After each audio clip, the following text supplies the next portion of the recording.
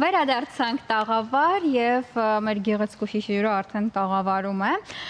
Թարգմանիչ, Թումոյի հանրային կապերի պատասխանատու Շուշան Մարուքյանն ենք հյուրընկալել, բայց ես Շուշանին բոլորովին այլ տեղից գիտեմ, մասնավորապես սոցցանցերից, որովհետև իր հիմնական աշխատանքներին զուգահեռ սոցցանցերում հայկական անձնանունների, տեղանունների, ծագումնաբանության, փոխառությունների մասին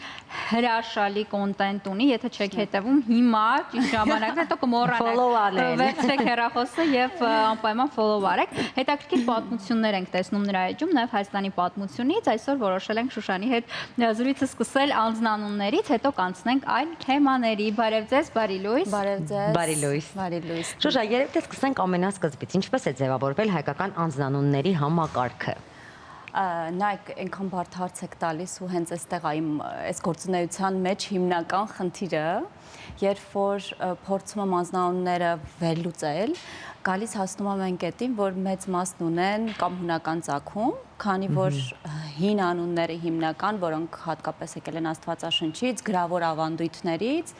հիմնականում կամ հունական ծագում ունեն, այսինքն հիմքում հունարեն բառը կամ եբրայերեն բառը։ Ու այստեղ արժանանում է մեծ այսպես հեյթի ալիքի, քանի որ հայերը չեն կարողանում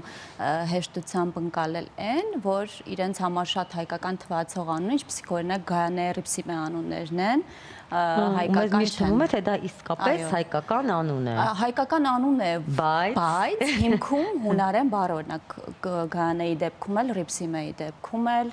այդպես, քանի որ ես դեռ փոքրուց, այդպես չգիտեմ ոնց սիրել եմ միշտ անունները, ինձ համար շատ կարևոր։ Առհասարակ բառերն են, չէ՞ կարևոր։ Անունը ինչքան կարևոր, որ միշտ քեզ հետ է։ Սկզբում օրինակ ես իմ անունը այնքան չէի սիրում ու հաշտ չէի իմ անունի հետ, հետո սկսեցի սիրել ինչ-որ պահից ու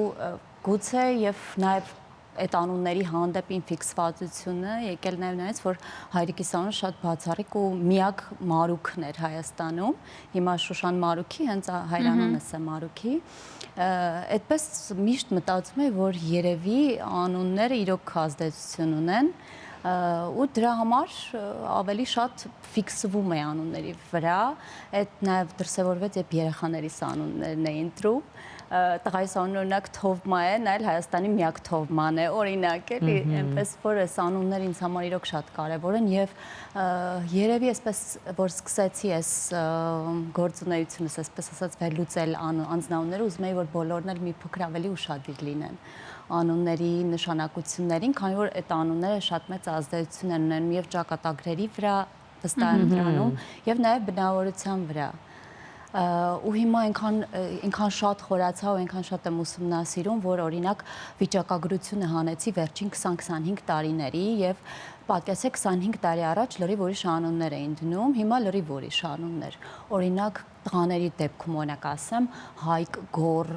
Արման, Արմեն, այսինքն ավելի շատ էսպիսի անուններ, որ այսպես շատ ակտիվ են ամեն երկրում։ 20-25 տարի, 30 տարի առաջ ավելի շատ դնում էին երևի ժառանգական անուններ, պապիկների անունները, հայկական այսպես անուններ, հիմա ավելի շատ բարեհունչ անուններ են դնում, միջազգային անուններ, քանի որ մի տեսակ աշխարհը լայնացել է, մենք էլ մեծ աշխարհի մաս ենք դարձել, ուզում ենք մեր երեխաների անունները հեշտ արտասանելի լինեն։ Այդ պատճառով աստղիկներն են շատ քչացել, որովհետև աստղիկ անունը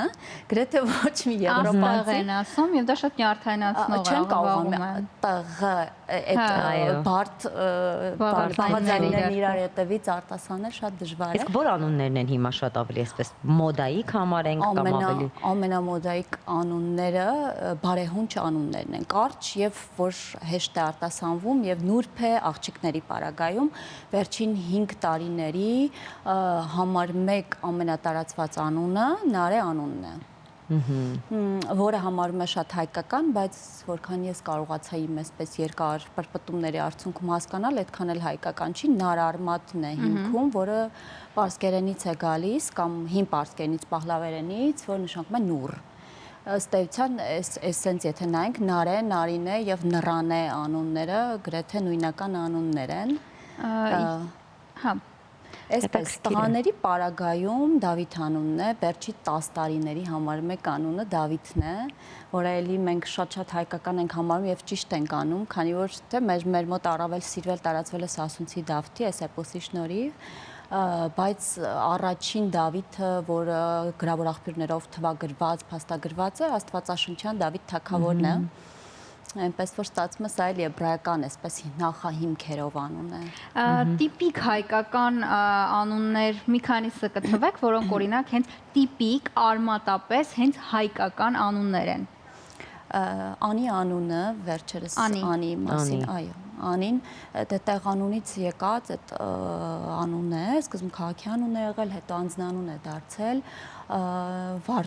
այն անունները, որոնք մենք արտասանում ենք եւ հայերեն բառ է հասկանում ենք, Վարդուհի, Նվարդ, չգիտեմ, Անուշ, Սիրանուշ, Վարդանուշ, սրանք բոլորը հայկական անուններ են, այսինքն երբ որ բառը անունն ասում ես եւ իր հիմքում բառ է, որը դու հասկանում ես, ուրեմն հայկական է, այդպես շատ բրբտելու բան չունես։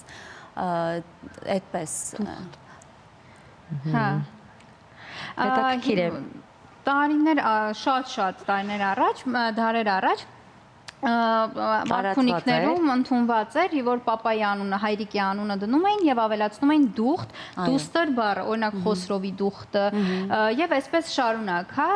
Որմիզ դուխտ ու էլի կարող ենք թվարկել, այս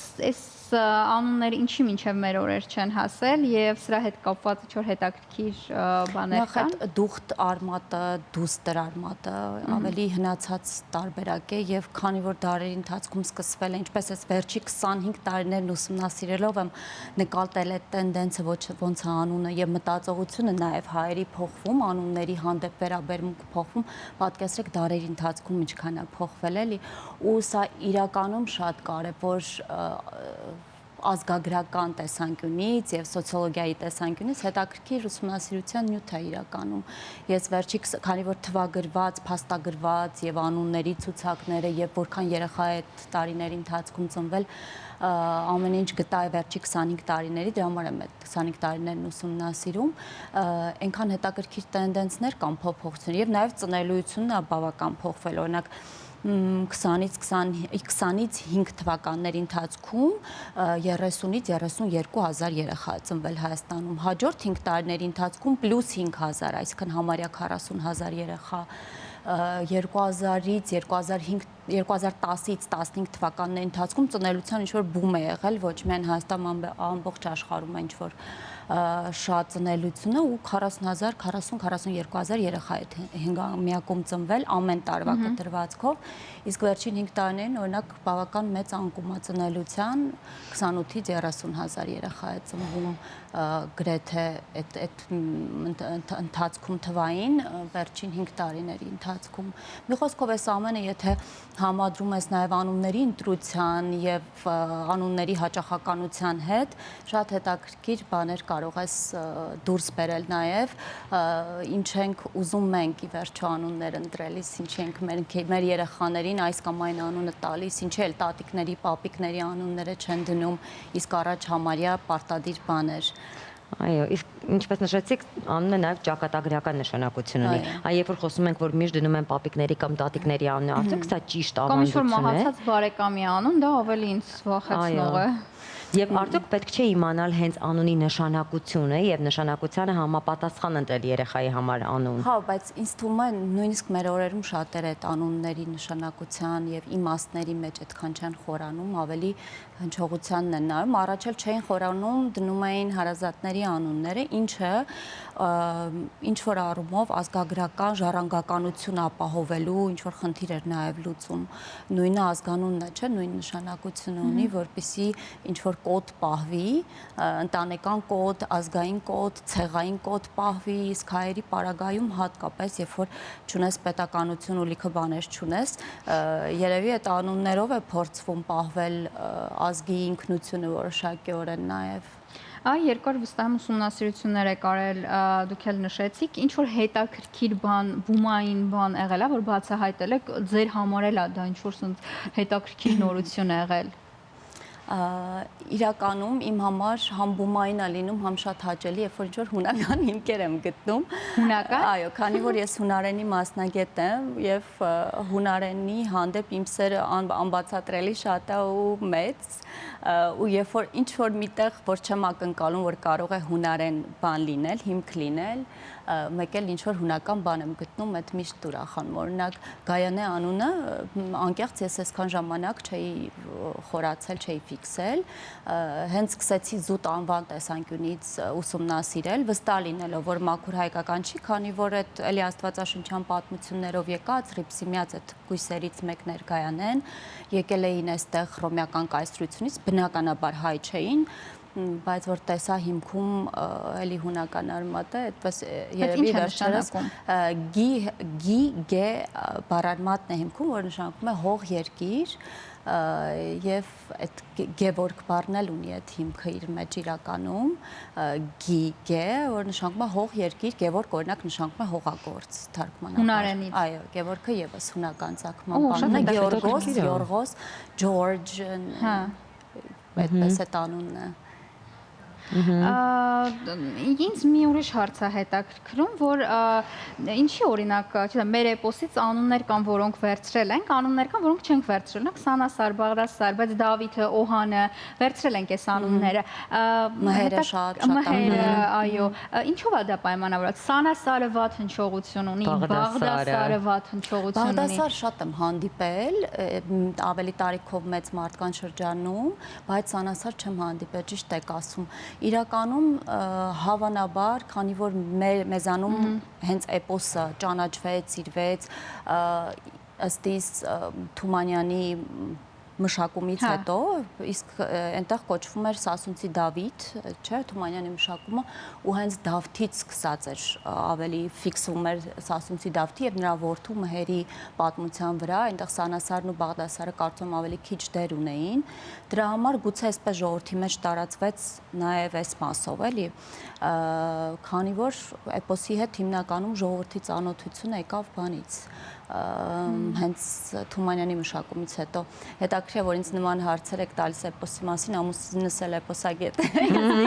մի քիչ ավելի գիտեմ կան կարող է իմանալ մենք հյուրընկալել ենք շատ Բաղդասարյանին, այո, հյուրընկալել ենք այստեղ։ Խոսենք նաև այն մասին, որ հիմա շատ ենք տեսնում, ինչպես արդեն նշեցինք, որ շատերը իրենց երեխաներին այսպես նոր անուններ են, հա, տալիս այսպես շատ տարածված, համաշխարհային անուններ, միջազգային։ Արդյոք սա ճիշտ է, թե պետք է համենայն դեպս մենք փորձենք ամեն մեկս պահպանել մեր ինչպես մեծ էր թվում հայկական անունները եւ արդյոք կա տարբերակ հայկական անունները մի փոքր ավելի նորացնել եւ նաեւ նկատում ենք որ Սփյուռքում իհարկե հայերը շատ այսպես փորձում են պահպանել այն հայկական անունները որոնք նույն Սանասարներն ու Բաղդասարները Սփյուռքում շատ ավելի տարածված են քան Հայաստանում այն փոքր այս մասին խոսենք հենց այդ ձեր ասած միտքը շարունակելով վերջին մտքից սկսեմ այնդ որ ասում ենք ինչի էին ավելի շատ հայկական անուններ դնում պետականություն չկար, օտար, այսպես լծի տակ ապրելով, փորձում են գոնե հայկական մաքուր անուններ կրելով իրենց կոդը պահել։ Հիմա նույնը արվում է Սփյուռքում, այնքան սիրուն անուններ են դնում, Փաթիլ, Հյուլե, Մորի, շատ սիրուն անուններ են, որոնք Հայաստանում օրինակ չեն դնում, Փաթիլ չեն դնում Հայաստանում, Մորի չեմ լսել, որ Հայաստանում այդ անունը կիրառեն։ Ճիշտ ու սխալ երևի չկա անվան ընտրության պարագայում, մոտեցման հարցը, օրինակ ես շատ էի ուզում, որ հայկական լինեն, թեպետ ոչ իմ դստեր անունն է հայկական, ըստ էության Անահիտն էլ հայկական անուն է, բայց հիմքը հայկական չէ, ոչ էլ Թովման է հայկական անուն, բայց իրենք նաև միջազգային այսպես տարածում ունեցող անուն չեն, էլի, օրինակ դա իմ մոտեցումներ, ես ուզում եմ մի փոքր սենց հնչեղ, ծանր, ինչ-որ սենց անուններ լինեն, մարդ էլ սիրում է, որ իր աղջկա ունը թիթիզ և թեթև անուն լինի, Արիա, Արինա, սա էլ շատ ընդունելի ու սիրուն մոտեցում է, ամեն ինչ կախված է մարդուց ու նրանից, թե ինչ եք ակնկալում, ինչ եք ուզում լինի։ եւ կարևորը պատասխանատվությամբ մոտենալն է, ինձ թվում է իմ այս ռիլերի շնորհիվ հուսամ, որ մի փոքր այսպես դնելուց արդեն կմտածեն մի քիչ research անեն, տեսնեն ինչ է նշանակում այս անունը, որովհետեւ շատերը չգիտեն։ Օրինակ դուք գիտեք ձեր անունը ինչ է նշանակում, ձեր անունը։ Ես էլ չգիտեմ, Զարան ինչ է նշանակում։ Ձերը Զարա է, թե Զարուհի։ Չէ, Զարա, հենց Զարա անձնագրով։ Զարա, ես երեք նայել եմ հատուկ, քանի որ գիտեի, որ ձեր հյուրն եմ լինելու։ Զարա մի քանի բաներ ունի, բացատրություններ ունի, թե հստակ որտեղից է հայկական։ Մենակ հայերն են այդ անունը դնում ի դեպ։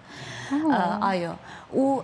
եւ արաբները Զահրա այսպես մի քիչ ուրիշ արտասանությամբ իրենց մոտ Զարա կարծեմ նշանակում է ծաղիկ եւ արաբերեն չգիտեմ, դրա համար վստահ չեմ կարող ասել, դրա համար սիրում եմ հունական անունները, որ ամեն ինչ կարող եմ հստակ հիմնավոր ասել, բայց ինչքանով ուսումնասիրեցի, նշանակում է ծաղիկ եւ մեզ որ թվում է միջազգային բրենդը հագուստի Զարան որ կա, մեզ թվում է ուրեմն տարածված անձնանուն է, բայց էդ էլ ուսումնասիրեցի, այդտեղ շատ հետաքրքիր բան գտա այդտեղ, որը ինձ ռիլի նոր նյութ տվեց ձեր անվան շնորհիվ, ուրեմն Զարա անունը որ դրել է բանը տերը, ստեղծողը բրենդի 75 տարի առաջ, այդ տարիներին շատ տարածված ու հայտնի եղել Հույն Զորբա ֆիլմը, եթե տեսել եք, եթե չէ գիրքն էլ դե կա, Կազանձակիսի հայտի վեպի հիման վրա նկարված, ու ամերիկյան ֆիլմ էր սա, հոլիվուդյան ու ամբողջ Հոլիվուդն ու աշխարհը սկսեց այդ միջերկրածովյան մշակույթը ճանաչել այդ ֆիլմի այդ թեթևության, այդ հերոսը թեթև կյանքը վայելող իսկական հույն կերպար է, բայց նաև խորհրդանշում է ամբողջ այս միջերկրածովյան ապրելակերպը, այդ սիեստաները, այդ կյանքը վայելելու այդ կարողությունը, հմտությունը ու դրա համար տերը Զարայի որոշում է իր բրենդի անուն դնել Զորբա ոչ թե Զարաս նախնական, բայց հետո իմանում է, որ այն շենքում, որտեղ իր առաջի խանութը պիտի բացվեր, կողքին կա ինչ-որ բար, որի անունն է Զորբա, եւ դրա համար երկար համ արդեն ինչ-որ բրենդինգ էին արել, մտածել էին բան ու սիրտը շատ էր կպել այդ անունին, մտածում է քիչ փոխի, դրա համար այսպես սկզբում բնահանում Զորա, հետո այդ on դառնում է դառնում է այսպես Զարա, այնպես չի որ Իսպանիայում Զարա անունով աղջիկներ չկան եւ իդեպ նաեւ Զարա անունը կապվում է Սարա անվան հետ Սարան էլ դա աստվածաշնչյան շատ կարևոր կերպարներից է եւ Սարանը եբրայերենից թարգմանաբար նշանակում է տիրուհի, թագուհի։ Այնպես որ այդ կարող է այդ ձեր բնավորության մեջ այդ անվան բաները զգաք։ Իսկ ձերը Նելին լրիվ նորաստեղծ անուն է, լրիվ նորաստեղծ ու այս բարեհնչության շնորհիվ ես որքան ուսումնասիրեցի կամ Էլեոնորայի կամ Էլենի հունարեն անունների այսպես փաղաքշական տարբերակներից ստեղծված շատ սիրուն եւ երկու այդ լերի համադրություն այնքան սիրում եմ, ես շատ նրբացնում եւ ուժեղացնում եմ միևնույն ժամանակ, որտեւ լն այդքան նուրբ տարչի ավելի ուժեղ այսպես զրնգուն տարա ինձ համար։ Ծաղիկն ու ուժեղը միասին, այսօր բացահայտում արեցինք հերի եթերում։ Լավ, եկեք փորձենք մի քանի տղայի եւ մի քանի աղջկա իսկապես հայկական անուններ առանձնացնել եւ այն բոլոր կարծես եք արծաթիպերը կոտրել, որ մեզ թվում էր թե հայկական անուններ են, բայց այսօր բացահայտեցինք, որ համենայն դեպս հիմքում հուներեն բառեր են։ Եկեք մի քանի աղջկա եւ մի քանի տղայի անուն իսկապես, որոնք վստահ գիտեք, որ հայկական անուններ են։ Առանձնացնենք։ Ուզում եմ շատ նշել, քանի որ ինձ շատ են կոմենտներ գրում նաև այս պարագայում, երբ որ ասում եմ Անահիտը հայկական անուն, չէ, ունի պարսկական ծագում, միանգամից գնում է հեյթը, Անահիտը հայկական անուն է, քանի որ դարեր շարունակ, հազարամյակներ շարունակ հայերը որպես անուն կիրառում են։ Ուրեմն հայկական անունն է վերջ հիմքում պարսկերեն բառ է, պահլավերեն բառ է, եբրայերենը թե հունարենը է կապ չունի, հայկական անունն է, դրա համար իմ աղջկա անունն էլ է Անահիտ։ Իմ աղջկա անունն էլ է Անահիտ։ Ես էլ։ Այնպես որ Անին, ինչպես ասեցի, Անուշը, Վարդուհին, էլ ինչ անուն կարող եմ ես պահին, Վարդուհի, քիչ են հիմա շատ դնում, Վարդ են դնում, էդ էլ եմ շատ սիրում, Վարդել է շատ սիրում, Վարդ կամ Վարդի, էդ էլ Սփյուռքից եկած տարբերակ է Վարդն ու Վարդին։ Տղաների պարագայում Մանեն հայկական է։ Մանեն կարծես հայկական է։ Ծովինարը գուցե հայկական է։ Ծովինարը, այդ Ծովինար անվանում մեջ այդ նարը այդուհանդերձ ինձ մի քիչ հուշում է, որ գուցե Նարեի, որի մասին Նարեի Նարինեի նարն է, գուցե Գուցե այո, գուցե ոչ։ Ամեն դեպքում ես միայն հիմնավոր լեզվաբանական ուսումնասիրություն եմ ամեն ինչ որ փաստագրված է գրավոր աղբյուրներով, ոչ երբևէ չեմ նայում այն բանավոր ավանդույթները, դրանք էլ են իհարկե իմ ուսումնասիրության նյութ, բայց միայն ես քանի որ սիրում եմ լեզվաբանություն եւ լեզուներ, միայն փաստացի բաներ եմ անում, որպեսզի շատ չքարկոծվեմ նաեւ։ Ինձ անվանում են հույն, ասում են հույն ես, որ բոլոր անուններն ասում, բան Գևորգն էլ շատ ծանր տարան։ Գևորգը շատ պարզ Գեորգոս, Ջորջ այդ նույն անունն է եւ Սուրբ Գևորգից էստեղ Պաշտամունքից Սուրբ Գևորգի էստեղ շատ տարածվեց այդ անունը։ Շնորհակալություն։ Բայց Գրիգորը, եթե նայենք, չգիտեմ։ Գրիգորիոս, դա հունական, այո, ոչ հայկական անուն է։ Հա, հունական թեմաներով վստահ եմ առիթներ կլինեն ձեզ հյուրընկալելու։ Ուրախ կլինեմ շատ, քանի որ հունանից խոսում եմ, աչքերս փայլում են։ Դա զգացի։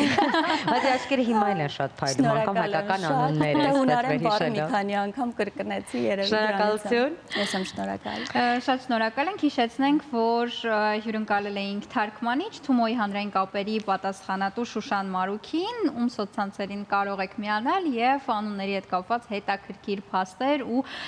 նյութեր ձեր համար բացահայտել, նաև Հայաստանի հետ կապված ինչու ոչ, իսկ այս պահին գնանք դիտենք գովազդ, վերադառնանք եւ դեռ շարունակելու ենք մեր եթերը։